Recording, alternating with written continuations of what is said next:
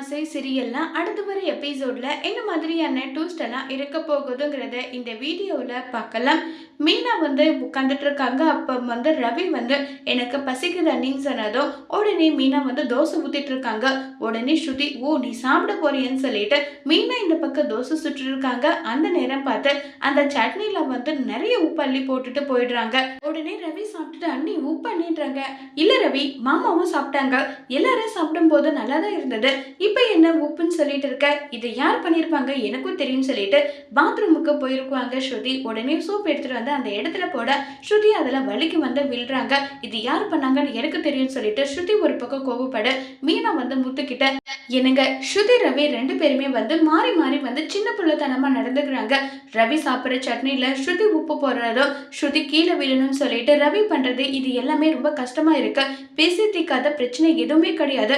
பேசி தீர்த்தா அவங்களுடைய லைஃபுக்குள்ள சரியிடும். ஆனா அவங்க தான் பேசவே மாட்டேன்றாங்க. சரி விடுமேனா அவங்க ரெண்டு பேரும் பேச வைக்கிறதுக்கு என்ன பண்ணணுமோ அதை நம்ம பண்ணலாம்னு சொல்லிட்டு முத்து முடிவு எடுக்கிறாங்க.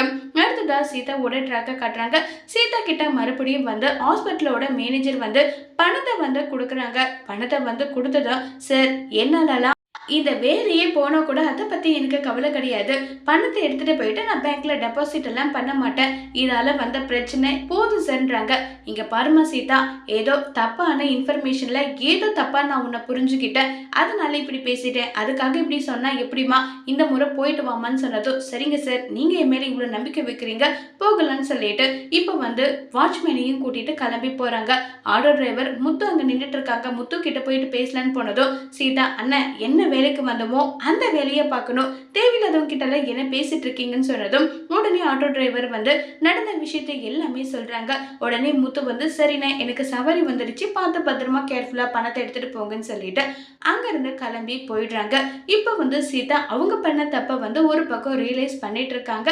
இன்னொரு பக்கம் நம்ம சந்திரா வீட்டுக்கு வந்த விஷயம் தெரிஞ்சதும் மீனா சந்திராவை பார்க்க போறாங்க. அம்மா உன்னை பக்கத்துல இருந்து என்னால பாத்துக்க முடியல, நான் அருணோட வீட்டுக்கு வரலன்றத தப்பா எடுத்துக்காத நல்லா சொல்லிட்டு இருக்காங்க. சீதாவும் நீயும் சேர்ந்தாவே எனக்கு முக்கால் வாசி காயில சரியாயிடும்டி, ஆனா என்ன சேர மாட்டேன்றீங்கன்னு சொல்றாங்க.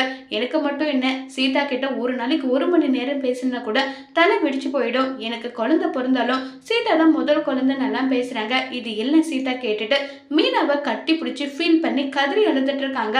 என்ன பிரச்சனை வந்தாலும் இனி நம்ம சண்டை போட்டுக்க கூடாதுன்னு சொல்லி சீதா மீனா முடிவு பண்றாங்க. அதோட இந்த எபிசோட முடிச்சிருக்காங்க.